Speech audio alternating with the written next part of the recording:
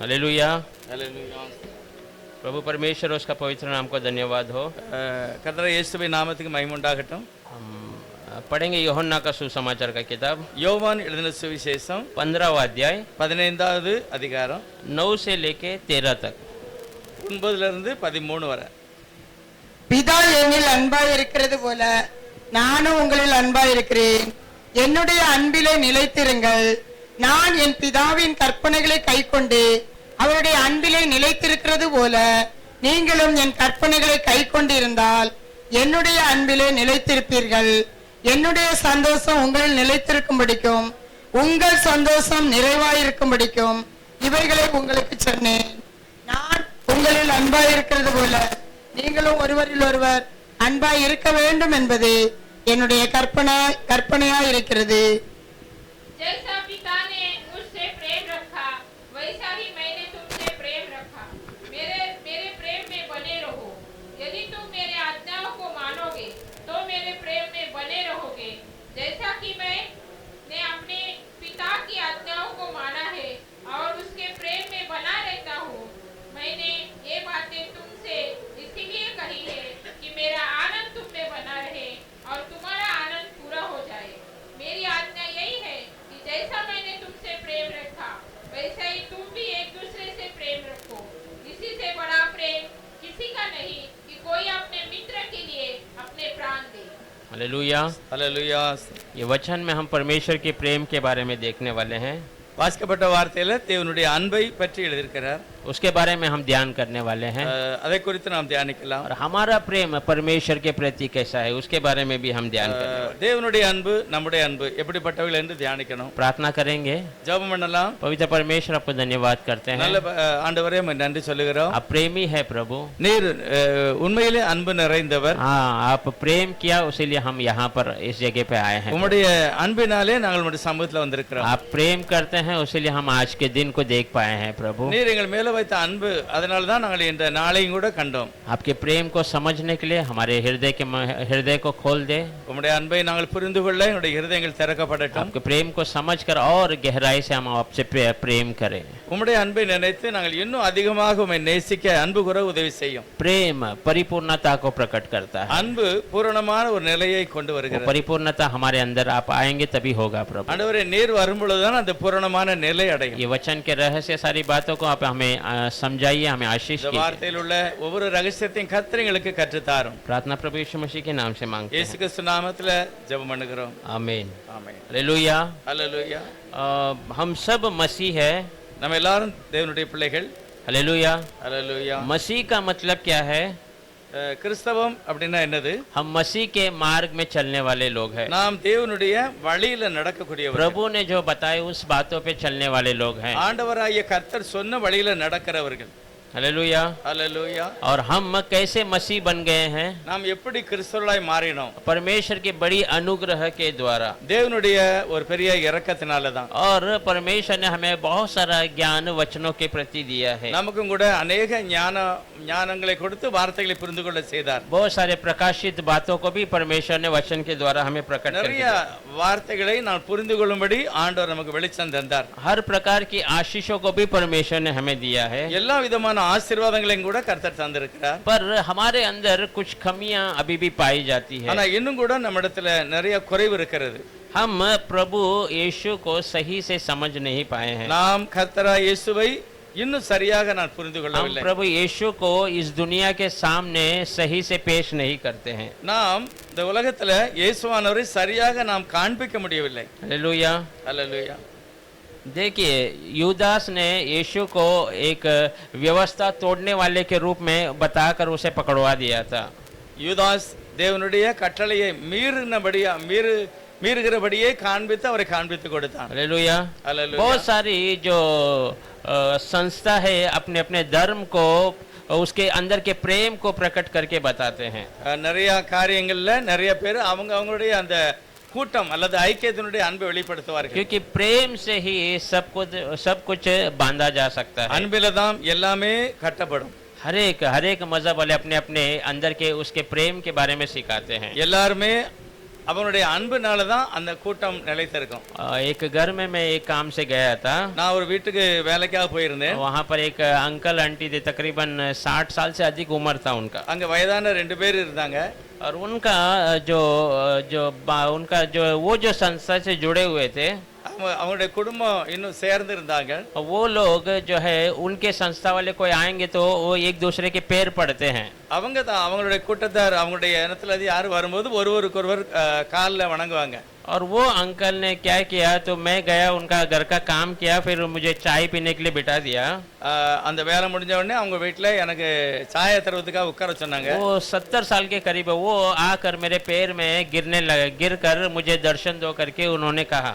அவரு 70 வயசு இருக்கும், என் காலில் விழுந்து என்னைய ஆசீர்வதிக்கணும் அப்படின்னு சொன்னார். मैं अरे अंकल ऐसा मत करो, ये अच्छा बात नहीं है, मैं आपका आशीर्वाद लेना चाहिए, आप नहीं करके मैंने उनसे बातें की. நான் சொன்னேன், ஐயா நீங்க வயசானவங்க, நீங்க தான் எங்களை ஆசீர்வதிக்கணும், நான் உங்களை ஆசீர்வதிக்க கூடாது, என் காலில் விழக்கூடாது அப்படின்னு. तो देखिए बहुत सारे लोग अपने कामों के द्वारा उनके मजहब के उस प्रेम को प्रकट करते हैं, நிறைய பேர் அவங்களுடைய பழக்க வழக்கத்தினால தன்னுடைய அன்பை வெளிப்படுத்துகிறார். परंतु हम सब अच्छे से जानते हैं कि सच्चा प्रेम मसीह के अंदर ही हम देख सकते ஆனா हैं, உண்மையான ஒரு அன்பை நம்ம எல்லாருக்குமே தெரியும், அது கிறிஸ்து இயேசுக்குள்ள தான் இருக்கிறது.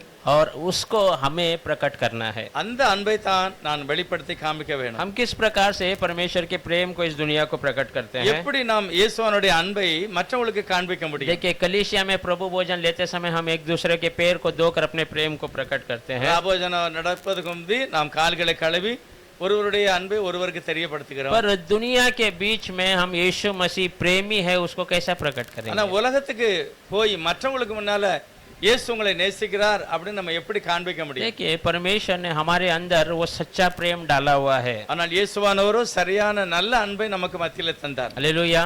அல்லேலூயா. जब हम पहले उद्धार हुए थे, முதலாவது நாம் ரட்சிக்கப்பட்ட போது तब वो पहला प्रेम हमारा बहुत पवित्र है, ऐसा वचन कहता है. அந்த நேரத்துல நாம் முதலாவது கர்த்தரை ஏற்றுக்கொண்ட போது அந்த முதலாவது நாம் அந்த முழு இதயத்தோட ஒரு நல்ல உயர்வான பரிசுத்தமான அன்பை उस வெளிப்படுத்துகிறோம். प्रेम जो हम प्रभु के ऊपर रखे थे उसमें एक बड़ा सामर्थ्य था.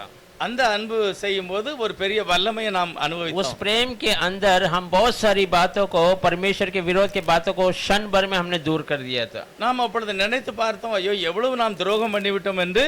கர்த்தருக்கு விரோதமான காரியங்கள் எல்லாம் அந்த அன்பினாலே விட்டுவிட்டோம். और उस समय में मसीह के लिए कुछ करने की एक बड़ी सी चाहत हमारे अंदर हमेशा जलता रहता था. அப்பொழுது உடனே ஆண்டவரே நான் நேசிக்கிறேன், எதையாவது நமக்கு செய்ய வேண்டும் அப்படின்னு கூட நாம் சில காரியங்களை செய்கிறோம். वो पहला प्रेम के समय में हमारे हर एक के अंदर वो चाहत थी.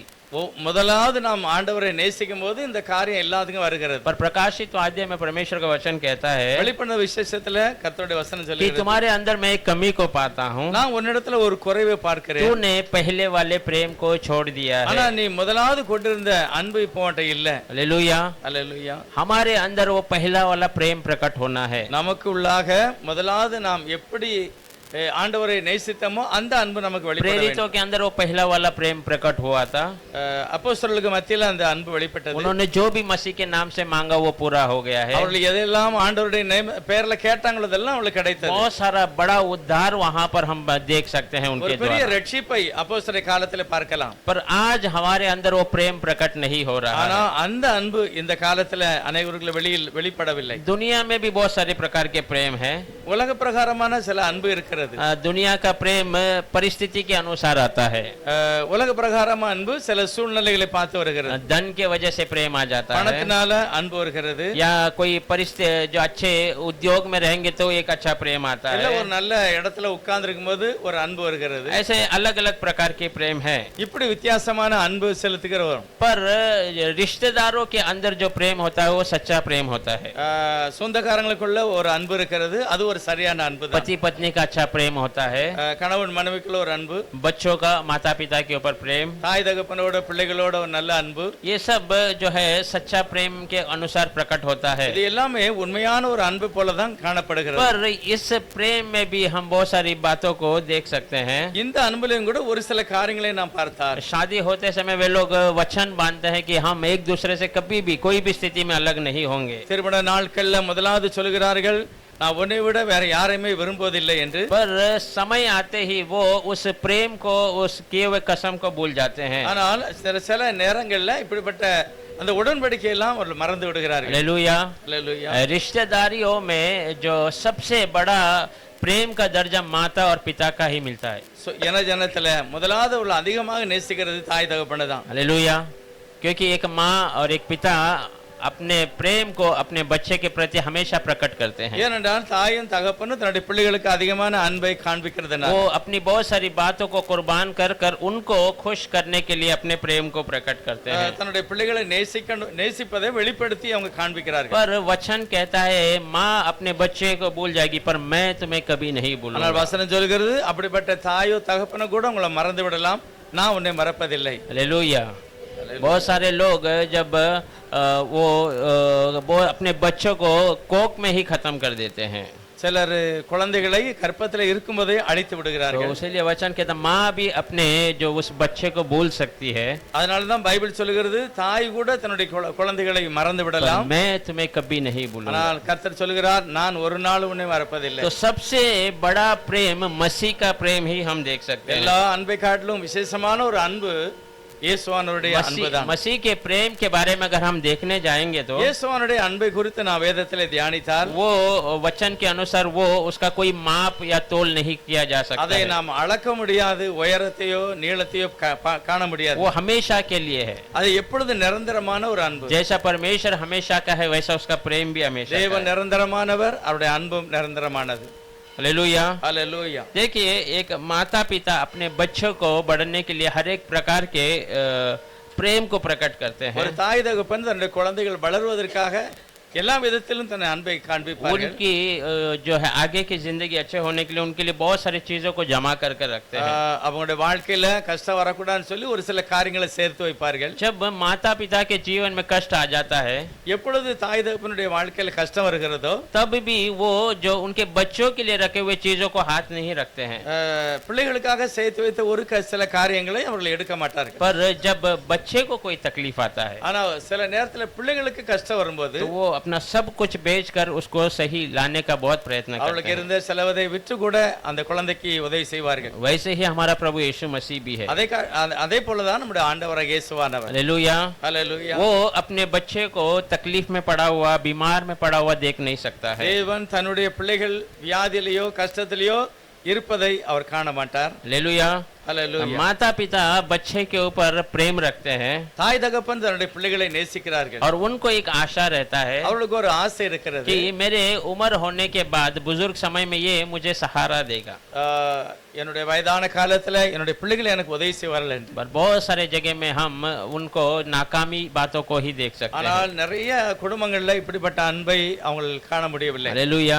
ஹல்லேலூயா. माता पिता को वे लोग छोड़ देते हैं। தாய் தகப்பனை கூட பிள்ளைகள் விட்டு விடுகிறார்கள். वैसे ही हम भी परमेश्वर से बहुत सारी भलाइयों को पाए हैं। நாமும் கூட ஆண்டவருடைய கரத்துல நிறைய நன்மைகளை பெற்றிருக்கிறோம். हर प्रकार की अच्छी बातें हमें प्रभु की ओर से ही मिलती है। நல்ல நல்ல காரியங்கள் எல்லாம் ஆண்டவருடைய கரத்திலிருந்து வாங்கி இருக்கிறோம். पर बहुत सारे समय में हम परमेश्वर को दुत्कार देते हैं। ஆனால் நிறைய நேரங்கள்ல கர்த்தரை நாம் துக்கப்படுத்தி விட்டோம். हालेलुया। ஹல்லேலூயா. परमेश्वर का प्रेम वो हम पुराने नियमों से ही देख सकते हैं। பழைய ஏற்பாட்டு காலத்துல கூட ஆண்டவருடைய அன்பை நாம் வேதத்துல பார்க்கலாம். पुराने नियम में व्यवस्था भले ही इंसान के नजर में एक बड़ी बातें करके दिखाई देती थी உலக பிரகாரமா இஸ்ரவேல் ஜனங்களுக்கு நியாயப்பிரமாணம் ஒரு பெரிய கஷ்டத்தை போல पर காணப்பட்டது. उसके अंदर एक बड़ा सा प्रेम छुपा हुआ था। ஆனால் அந்த நியாயப்பிரமாணத்துக்குள்ளும் தேவன் தன்னுடைய அன்பை வைத்திருக்கிறார். पर वो थोड़े लोगों ने उस प्रेम को एहसास किया, उसके अनुसार चला है। நிறைய பேர் அந்த அன்பை கண்டு கொண்டார்கள், ஆகவே அதற்கு தங்களை ஒப்பு கொடுத்தார்கள். हालेलुया। व्यवस्था कब पूरा हुआ था?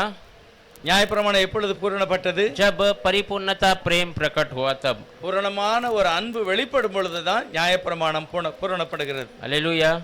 जब जक्कई के घर में प्रभु जाता है, சகைவினுடைய வீட்டுக்கு கர்த்தர் போகிறார். जक्कई व्यवस्था के अनुसार बहुत जो है गलत व्यक्ति है। நியாயப்பிரமாணத்தின்படி சகைவினுடைய வாழ்க்கையில எல்லாமே பாவமா वो இருந்தது. कलीसिया के अंदर नहीं जा सकता है। அவன் சபைக்கு உள்ள போக முடியாது. बहुत सारी बातें परमेश्वर की आशीषों से वो दूर था।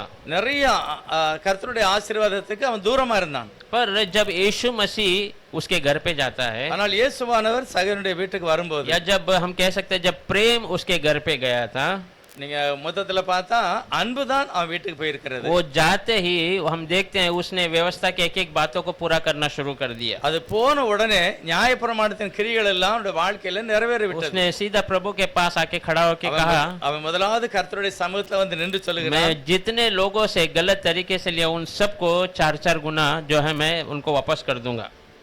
சொல்லுகிறான், ஆண்டவரே நான் யாரிடத்துல அநியாயமா வாங்கினேனோ அதெல்லாம் 4 மடங்கு நான் திரும்ப और கொடுக்கிறேன். मैंने आधे से ज्यादा संपत्ति गरीबों में दे दूंगा. நான் அதிகமான என்னுடைய சம்பத்தை ஏழைகளுக்கு நான் கொடுத்து விடுவேன். देखिए प्रेम आते ही व्यवस्था पूरा हो जाता है. எப்பொழுது அன்பு நம்முடைய வீட்டுக்குள்ள வருகிறதோ அப்பொழுதுதான் நியாயப்பிரமாணம் பூரணம் அடைகிறது. हालेलुया.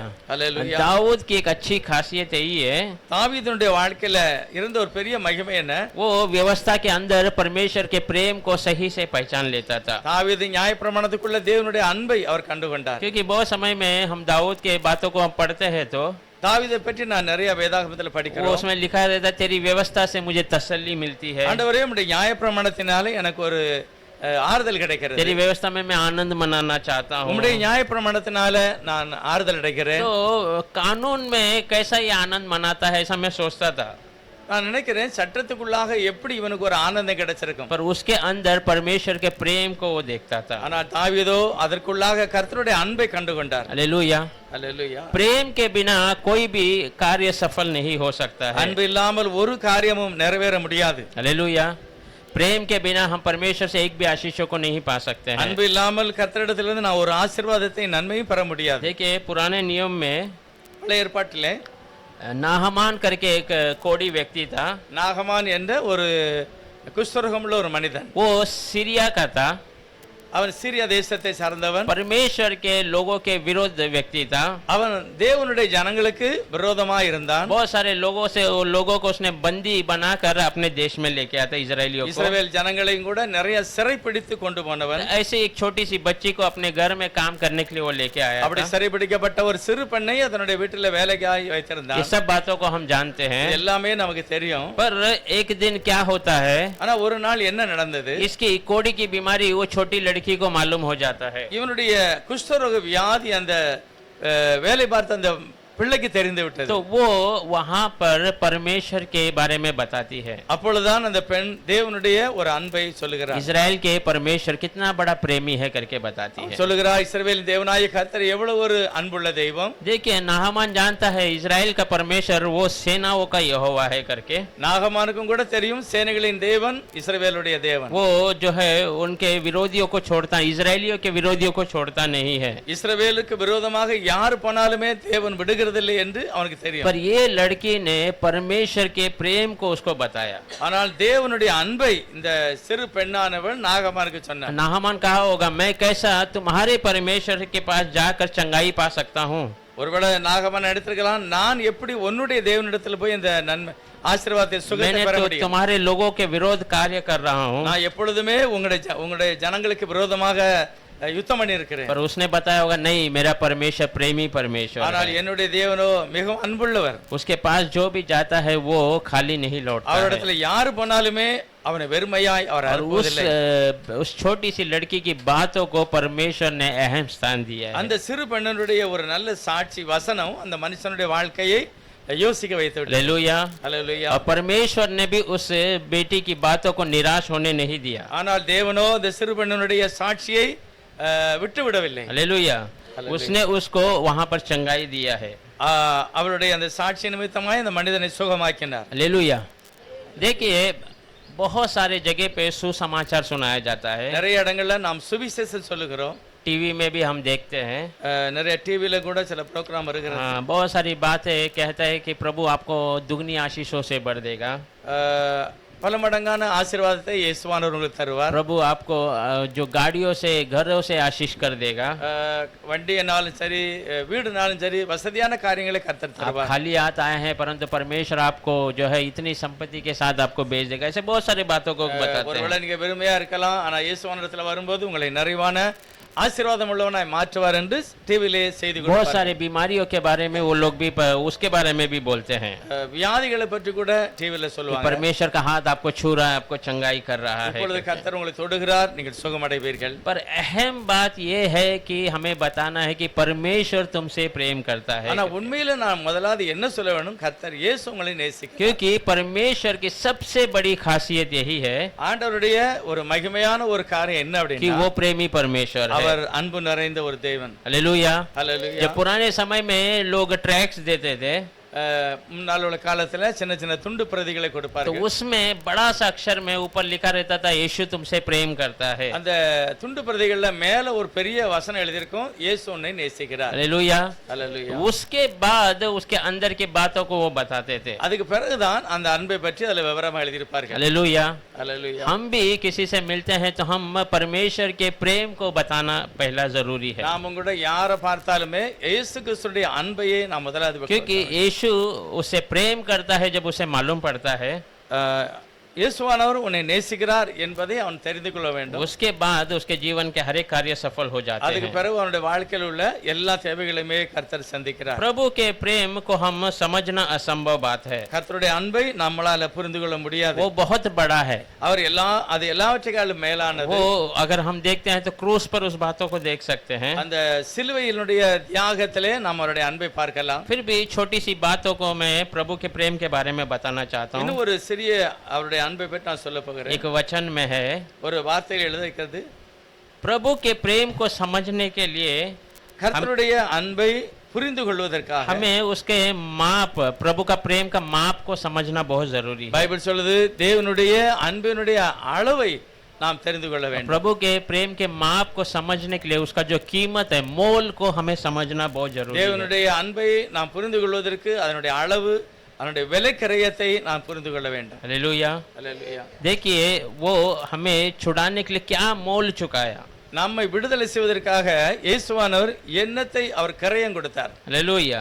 हालेलुया। देखिए हमारा छुड़ाने के लिए जो कीमत दिया उसको हम समझेंगे, तब हम परमेश्वर हमसे कितना प्रेम करता है वो हम समझ सकते हैं। நம்மளை நரகத்துக்கும் பாவத்துக்கும் தப்புவிக்கும்படி இயேசு என்ன கிரயத்தை கொடுத்தார் என்று நான் பார்த்தால் அவருடைய அன்பை புரியலாம். और उस मोल को समझेंगे तो हमारे अंदर परमेश्वर के प्रति प्रेम और बढ़ेगा। அவருடைய அன்பினுடைய கிரயத்தை நான் புரிந்து கொண்டால் அந்த அன்பை புரிந்து கொள்ளலாம். एक वचन के दृष्टांत की बातों को मैं बताना चाहता ஒரு हूँ। வசனத்தை வாசித்து நான் திருஷ்டாந்தப்படுத்த விரும்புகிறேன். उसमें वो व्यक्ति परमेश्वर के रूप में हम लेने वाले हैं। அந்த मனிதனை ஒரு தேவனாக நாம் அதை பறிய போகிறோம். पढ़ेंगे मत्ती का सुसमाचार में மத்தேயு எழுதின சுவிசேஷம் 13वां अध्याय 13வது அதிகாரம் 44 44வது வசனம். அன்றியும் பரலோக ராஜ்யம் நிலத்தில் புதைந்திருக்கிற பொக்கிஷத்துக்கு ஒப்பாயிருக்கிறது. அதை ஒரு மனுஷன் கண்டு மறைத்து அதை பற்றிய சந்தோஷத்தினாலே போய் தனக்கு உண்டான எல்லாவற்றையும் விற்று அந்த நிலத்தை கொள்ளுகிறான். स्वर्ग का राज्य खेत में छिपे हुए धन के समान है, जिसे किसी मनुष्य ने पाया और छिपा दिया, और मारे आनंद के जाकर अपना सब कुछ बेच दिया और उस खेत को मोल ले लिया। हालेलुया। அல்லேலூயா. देखिए थोड़ा इसे हम कहानी के रूप में देखेंगे। இது ஒரு கதையை போல எழுதியிருக்கிறது. एक व्यक्ति एक खेत पर चल के जा रहा है। ஒரு நிலத்தை வாங்குவதற்காக போகிறான். वो खेत में जाते समय पता नहीं सदियों से कुछ जो है बहुमूल्य बातें उस जमीन के अंदर गड़ी हुई है। அந்த நிலத்துக்குள்ளாக ஒரு விலையுயர்ந்த ஒரு பொக்கிஷம் இருக்கிறதை அவனுக்கு தெரிகிறது. जब उस खेत से वो चल के जाता है, அந்த நிலத்து வழியாக அவன் போகும்போது अचानक उसके पैर में कुछ टकराव आ जाते हैं। ஒருவேளை அவனுடைய கால்ல சில ஏதோ ஒன்று தட்டியிருக்கலாம். तो उसने समझा होगा कि अनगिनत यहाँ पर पत्थर पड़े हुए, शायद पत्थर से मेरा पैर ठेस हो गया करके। ஒருவேளை இதுல ஏதோ ஒரு கல் என் காலை தட்டிட்டுன்னு நினைச்சிருக்கலாம். पर जब वो देखता है ஆனால் அதை கூர்ந்து பார்க்கும்போது तो वहां पर उसको एक खजाने का, एक बक्से का कोना दिखाई देता है। அவர் பார்க்கும்போது அந்த நிலத்துல ஏதோ ஒரு விலையுயர்ந்த ஒரு பெட்டி இருக்கிறது. तो वो झुक कर उस मट्टी को खोद कर उस बक्से को बाहर निकालता है। அவன் எப்படியாவது அந்த பெட்டியை மண்ணுள்ள இருந்து வெளியெடுக்கிறான். वो बाहर निकाल कर जब उसको खोलता है, அவன் வெளியெடுத்து திறந்து பார்க்கும்போது उसके अंदर बहुमूल्य सोने, चांदी और बहुमूल्य वस्तुएं अंदर छुपी हुई है। அந்த பெட்டிக்குள்ளாக விலையுயர்ந்த பொருட்கள் பொக்கிஷம் நிறைந்திருந்தது. उसने उस बात को देखकर फिर वो அதை அவன் பார்த்து விட்டு फिर वो क्या करता, वापस खड्डा खोद कर उसे अंदर रख देता है உடனே அதுக்குள்ளாக அந்த வைத்து விட்டான் இடத்துல. और अब उसे उस बक्से का मालिक बनना है। எப்படியாவது இந்த பெட்டியை நாம் சொந்தமாக்கி கொள்ள வேண்டும். हाँ, पर वो बक्सा कहाँ पर छुपा हुआ? उस खेत के अंदर छुपा हुआ அந்த है। பெட்டி எங்க இருக்கிறது? அந்த நிலத்துக்குள்ளாக तो இருக்கிறது. उस बक्से का आशीष को, उस खजाने को पाना है तो मुझे इस खेत को खरीदना होगा। அந்த முழுமையான அந்த ஐஸ்வர்யத்தை நான் பெற்றுக்கொள்ள வேண்டும் என்றால் அந்த நிலத்தையே நான் வாங்க வேண்டும். तो वो उसके मोल को चुकाने के लिए उस खेत वाले व्यक्ति के पास जाकर बातें करता है। அதை எப்படியாவது பெற்றுக்கொள்வதற்காக அந்த நிலத்தினுடைய சொந்தக்காரனை பார்க்கிறான். हाँ, पर वो खेत का जो मालिक है वो उसका बहुत ज्यादा दाम बताता है। ஆனா அந்த நிலத்தினுடைய சொந்தக்காரனும் அதுக்கு ஒரு பெரிய விலையை சொல்லுகிறான். तो लोग कहते हैं क्यों तुम उस खेत ले रहे हो, वो तो कोई बंजर जमीन है, उसमें पत्थर और कांटे ही उगते हैं। ஒருவேளை சிலர் சொல்லியிருப்பாங்க அந்த நிலத்துல ஒண்ணும் விளையாது, கல் இருக்கு, அதுல முள்ளு செடி தான் இருக்கிறது. हाँ, पर उसने, उस व्यक्ति ने ठान लिया नहीं मुझे उस खेत को खरीदना है। இல்ல இல்ல எனக்கு அந்த நிலத்தை எப்படியாவது நான் வாங்க तो வேண்டும். उसने घर पे जाके हिसाब करके देखा அவன் வீட்டுல போய் எல்லாவற்றையும் அவனுக்குள்ள இருக்கிற பணத்தை கணக்கு तो பார்க்கிறான். उसका जो मोल था उसको चुकाने के लिए उसके घर के हर एक वस्तु को उसको बेचना जरूरी है। ஆனால் அந்த நிலத்தை அவன் வாங்க வேண்டும் என்றால் அவனுக்குள்ள எல்லா சொத்தையுமே விற்றா தான் முடியும். तो वो जाकर अपनी औरत को जाकर कहता है ऐसा ऐसा मैं ये खेत लेने वाला हूँ அவன் करके। தன்னுடைய மனைவியை பார்த்து சொல்லியிருக்கலாம் நான் ஒரு பெரிய நிலத்தை வாங்க तो போகிறேன். उसकी औरत भी बोली होगी वो तो बंजर जमीन है उसमें कुछ लाभ नहीं है। ஐயோ அந்த நிலம் வெறுமையா இருக்கிறது, அதுல ஒன்றுமே இல்ல, அது ஒண்ணும் நமக்கு பயன்படாது. पर उसने कहा नहीं मुझे वो खेत चाहिए। இல்ல இல்ல எனக்கு அந்த நிலத்தை கண்டிப்பா வாங்க तो வேண்டும். औरत ने बोला उसका क्या कीमत तुम लगाए हो करके। அதுக்கு என்னதான் விலைக்கரை கொடுக்க तो முடியும்? उसने कहा वो बहुत बड़ी कीमत है, हमारा पूरा घर बेचना पड़ेगा, அவன் சொல்றான் நிலத்தை வாங்குவதற்கு நம்ம நிலம் சொத்து எல்லாத்தையுமே விற்க வேண்டும், हमारी गाड़ियां बेचनी पड़ेगी, நம்முடைய வண்டியை கூட விற்க வேண்டும், हमारा जो छोटा सा खेत है उसको बेचना पड़ेगा, நம்முடைய நமக்கிட்ட இருக்கிற அந்த நிலத்தையும் கூட விற்கணும், हमारा जानवर जो है उसको बेचना पड़ेगा, நம்முடைய நிலங்களை மிருக ஜீவன்களையும் கூட விற்க வேண்டும். जो जो हमारे पास है सब बेचेंगे तो हम उसका मोल चुका सकते நமக்கு हैं। இருக்கிற எல்லா பொருட்களையும் மிருகங்களையும் விற்றா தான் அந்த நிலத்தை நான் வாங்க तो முடியும். उसकी पत्नी कहती है क्यों इतना तुम प्रयास कर रहे हो करके। ஒருவேளை அந்த மனைவி சொல்லிக்கலாம் ஏன் இந்த பிரயாசம் அப்படின்னு. उसने कहा नहीं मुझे वो चाहिए करके। இல்ல எனக்கு அந்த நிலம் கண்டிப்பா வாங்கணும். हालेलुया। ஹல்லேலூயா. उसने सब कुछ बेचकर वो मोल उस मालिक को जाकर देता है। அது எழுதியிருக்கிறது தனக்கு உண்டான எல்லாவற்றையும் விற்று விட்டு அந்த நிலத்தை அந்த எஜமான இடத்துல और வாங்குகிறான். वो जब वो मालिक से वो चीजों को पा लेता है எப்பொழுது அந்த நிலத்தை அந்த எஜமானிடமிருந்து வாங்கி விட்டானோ उसके बाद वो अपनी औरत को उस खेत में लेके जाता அதுக்கு है। பிறகுதான் தன்னுடைய மனைவி அந்த நிலத்துக்கு கொண்டு போகிறான். तुम आओ मैं तुम्हें बताता हूँ मैं यहाँ पर क्या देखा நீ करके। வா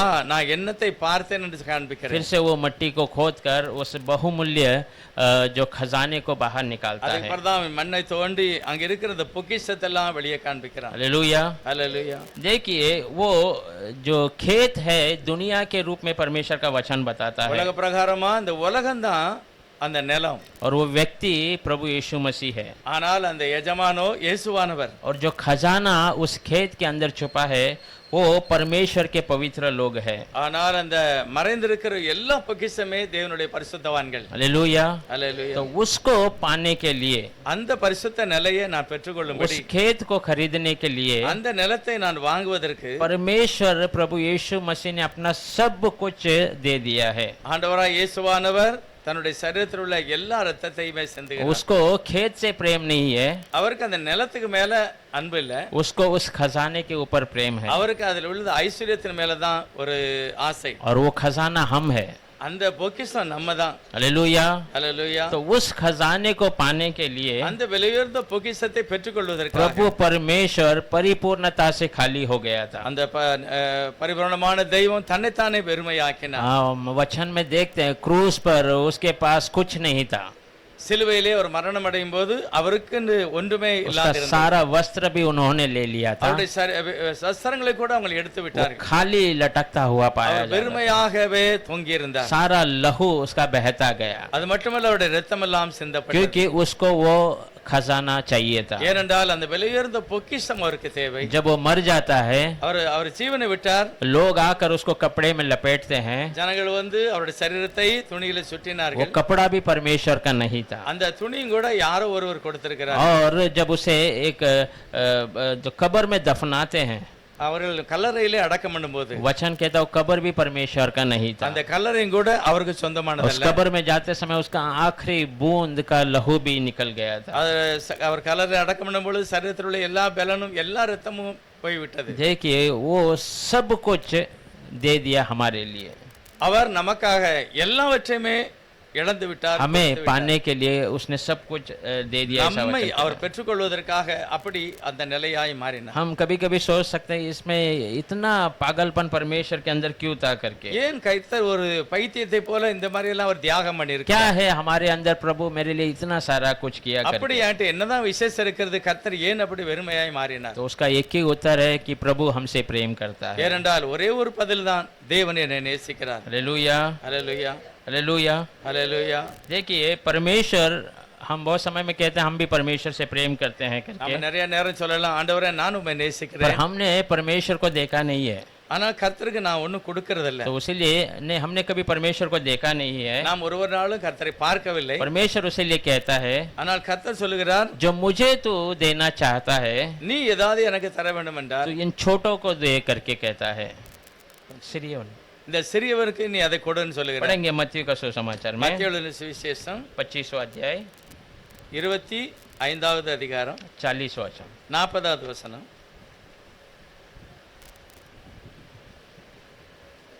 அதற்கு ராஜா பிரதியுத்தரமாக, மிகவும் சிறியவராகிய என் சகோதரனான இவர்களில் ஒருவனுக்கு நீங்கள் எதை செய்தீர்களோ அதை எனக்கே செய்தீர்கள் என்று மெய்யாகவே உங்களுக்கு சொல்லுகிறேன் என்றார். तब राजा उन्हें उत्तर देगा, मैं तुमसे सच कहता हूँ कि तुमने जो मेरे इन छोटे से छोटे भाइयों में से किसी एक के साथ किया वो मेरे साथ ही किया।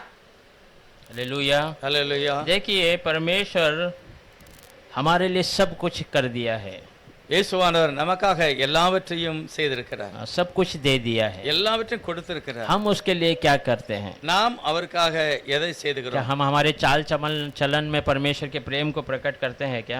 நம்முடைய நட ஓட இதிலே நாம் தேவனுடைய அன்பை வெளிப்படுத்துகிறோமா? हम परमेश्वर के प्रेम के लिए कुछ बातों को छोड़े हैं क्या? இல்ல தேவனுடைய அன்பை நான் வெளிப்படுத்துவதற்கு எதையாவது நம்முடைய இதை விட்டு கொடுத்திருக்கிறோமா? देखिए अगर हमारे अंदर परमेश्वर का वो पहला प्रेम आ जाएगा, முதலாவது தேவன் கொடுத்த அன்பை நாம் வெளிப்படுத்த விரும்பினால், अगर वो पहला प्रेम हमारे अंदर फिर से प्रकट होगा, அந்த முதலாவது நாம் தெய்வத்தை எப்படி நேசித்தமோ அந்த அன்பு வெளிப்பட்டார். तो कोई भी बीमारी आपके सामने रुक नहीं सकता है, நாம் அந்த अன்பை கொடுக்கும்போது எந்த வியாதியும் கூட நம்மளை தொட முடியாது. क्योंकि वचन ऐसे कहता है प्रेम से सब कुछ संभव है। பைபிள் சொல்லுது, अன்பு சகலத்தையும் மூடும் தாங்கும். हालेलुया।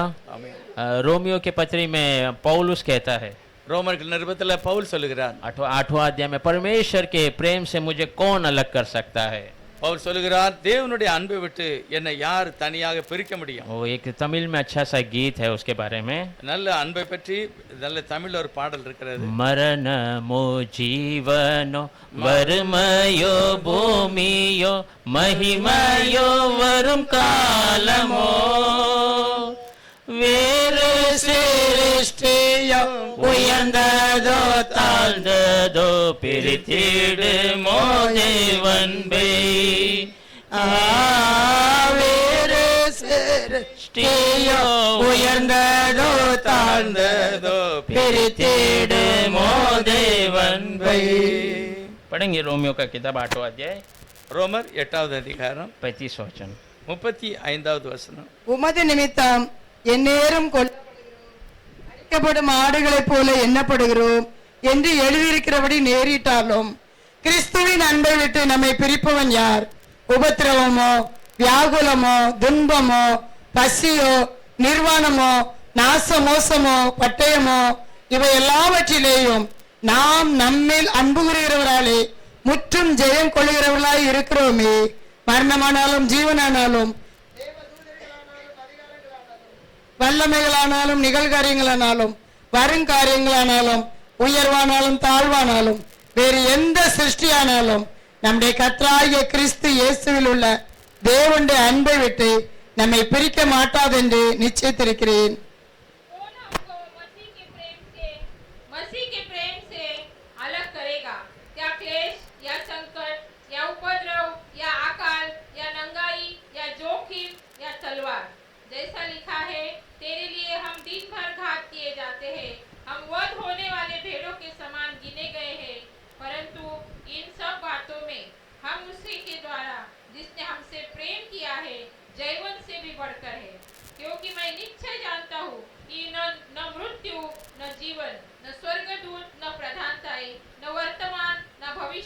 न सामर्थ्य, न ऊंचाई, न गहराई और न कोई और सृष्टि हमें परमेश्वर के प्रेम से जो हमारे प्रभु मसीह यीशु में है अलग कर सकेगी। हालेलुया। Hallelujah. देखिए, परमेश्वर का प्रेम से कुछ भी मुझे अलग नहीं कर सकता, ऐसा वो कहता है। கிறிஸ்துவனுடைய அன்பை விட்டு எதுவுமே என்னை பிரிக்க முடியாது என்று பவுல் एक சொல்கிறார். तरफ से हम भी कह सकते हैं परमेश्वर का प्रेम हमारे ऊपर है, वो परमेश्वर के प्रेम से भी हमें कोई अलग नहीं कर सकता। நாம கூட சொல்லணும், பரிசுத்த தேவனுடைய அன்பை விட்டு என்னையும் கூட பிரிக்க முடியாது. हालेलुया। यीशु मसीह ने एक सबसे बड़ी आज्ञा जो हमने पहले वचन में पढ़ा था, कहा था, முதலாவது நம்ம வாசித்தோம் கர்த்தருடைய வார்த்தை, जैसा मैं तुमसे प्रेम करता हूँ நான் எப்படி உன்னிடத்தில் அன்பு கூறுகிறேன் वैसे तुम एक दूसरों से प्रेम करो। அப்படியே நீங்களும் மற்றவரிடத்தில் அன்பு கூறுங்கள். यही आज्ञा परमेश्वर ने नए करार में दी है। இதுதான் புதிய ஏற்பாட்டில் முதலாவது அவர் கொடுத்த ஒரு अगर हम கட்டளை. प्रेम करना प्रकट कर देंगे तो அன்பை வெளிப்படுத்தினால் सब कुछ हमारे लिए संभव हो जाएगा। அது நடக்காத எல்லா காரியங்களையுமே கர்த்தர் நடத்தி காண்பிப்பார். हालेलुया। ஹல்லேலூயா. परमेश्वर इस पवित्र वचन को आशीष करेगा। கர்த்தர் தாமே இந்த பரிசுத்த வார்த்தைகளை ஆசீர்வதிப்பாராக. प्रार्थना நம்ம எல்லாரும் ஜெபம் பண்ணலாம். प्रार्थना करेंगे। எல்லாரும் கர்த்தருடைய சமூகத்தை நோக்கி பார்க்கலாம். सब परमेश्वर की उपस्थिति की ओर देखेंगे। मेरे लिए इंसान बना, मेरे लिए इंसान बना, मेरे लिए दुख भी सगा, मेरे लिए दुख भी सगा, कोई भी छोड़े मुझे यीशु कभी नहीं छोड़ेगा, कोई भी छोड़े मुझे यीशु कभी न छोड़ेगा, कभी नहीं छोड़ेगा, कभी नहीं छोड़ेगा, कभी भी नहीं छोड़ेगा, कभी भी नहीं छोड़ेगा। நம்ம எல்லாரும் கேட்கப்பட்ட வார்த்தைக்காக கர்த்தருடைய சமூகத்தை நோக்கி பார்க்கலாம். हम सब सुने हुए वचन के प्रभु की ओर देखेंगे। பைபிள் சொல்லுகிறது கேட்கிறவர்களாய் மாத்திரமல்ல, बाइबल बताती है ना सुनने वाले बनो, पर நாம் அதன்படி நடக்கிறவர்களாக இருக்க उसके வேண்டும். अनुसार चलने वाले बनना है।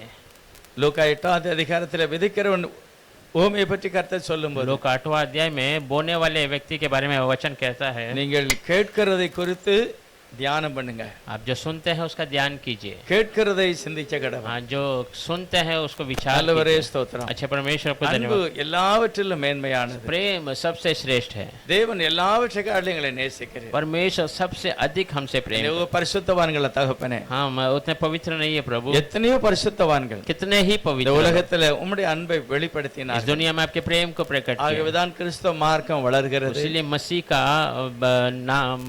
मार्ग बढ़ रहा है। உம்முடைய அன்பு இன்னும் நிறைய பேருக்கு கிடைத்திருக்கிறது. आपका प्रेम और बहुत सारे लोगों को, நாங்களும் கூட உம்முடைய அன்பை வெளிப்படுத்த எங்களுக்கு உதவி செய்யும். हम भी आपके प्रेम को प्रकट करने के लिए मदद நாங்கள் कीजिए। என்ன வேலை செய்தாலும் कुछ भी काम करें, எங்களுடைய வேலை மூலமாக கர்த்தாவே உம்முடைய அன்பை நாங்கள் காட்ட உதவி செய்யும். हमारे काम के द्वारा परमेश्वर आपके प्रेम को हम बचा कर முதலாவது रखें। குடும்பத்துல, परिवार के अंदर, சபையில, कलीसिया में, என்னுடைய இன ஜனத்துக்குள்ள हमारे रिश्तेदारों में தேவனே நம்முடைய அன்பை காட்ட உதவி செய்யும். परमेश्वर में आपके प्रेम को बताना இதுக்கு चाहता हूं। விரோதமா இருக்கிற எல்லா பொல்லாத ஆவிகளையும் உம்முடைய நாமத்தினாலே நீங்கி போகட்டும். इसके विरोध सारी बुरी आत्मा आपके नाम से निकल जाए। கேட்கப்பட்ட ஒவ்வொரு வசனத்தின்படி எங்களை सुने ஆசீர்வதிங்க. हुए हरे वचन के द्वारा में आशीष कीजिए। ஆதி அப்போஸ்தலர் காலத்துல அப்படிப்பட்ட அன்பிலே நிலைத்திருந்தார். प्रेरितों के समय में ऐसे प्रेम में वे बने हुए பவுல் थे। சொல்கிற எதிலையுமே என்னை தெய்வத்தை விட்டு பிரிக்க முடியாது. पौल कहता है कुछ भी मुझे परमेश्वर के प्रेम से अलग नहीं அவர் कर தேவனுடைய ரூபமா இருந்தும் सकता। वो परमेश्वर का रूप होकर அவர் भी எல்லாவற்றையும் விட்டு ஒரு தரித்திரமை போல இறங்கி வந்தார். वो सब छोड़कर एक गरीब व्यक्ति के समान நன்றி होकर சொல்கிறோம் பிதாவே. धन्यवाद करते हैं पिता। உம்முடைய அன்பினாலே நாங்கள் எல்லாரும் உம்முடைய சமூகத்துல வந்திருக்கிறோம். आपके प्रेम से हम सब आपके उपस्थित நீர் हैं। முந்தி அன்பு கூர்ந்தீர் என்று வேதம் சொல்லுகிறது. आपने पहला हमसे प्रेम किया है। நம்முடைய பாவங்களை எல்லாம் மன்னித்து हमारे पापों को क्षमा நம்முடைய कर, வியாதிகளை நீக்கி हमारी बीमारी को நம்முடைய चंगाई दे, தரித்திரங்களை மாற்றி हमारी दरिद्रता को निकाल நல்ல சூழ்நிலைகளை தந்தீரே உமக்கு अच्छा ஸ்தோத்திரம். परिस्थिति दी है उसलिए धन्यवाद। தேவனே உமக்கு நன்றி சொல்லுகிறோம். परमेश्वर आपको धन्यवाद காலையில करते கேட்கப்பட்ட ஒவ்வொரு வசனமும் ஒவ்வொரு குடும்பங்களுக்கு அது हैं। ஆசீர்வாதத்தை सुने கொண்டு हुए வரும். हर एक वचन हर एक परिवार के लिए आशीषित பெரிய हो। வெற்றியுள்ள வாழ்க்கை एक வாழட்டும். विजय का जीवन बिताने கர்த்தர் के लिए பெரிய காரியங்களை செய்யும். परमेश्वर बड़े आश्चर्य काम करे। இயேசுவினுடைய நாமத்தினால பிதாவே. प्रभु यीशु मसीह के नाम से मांगते हैं, आमीन।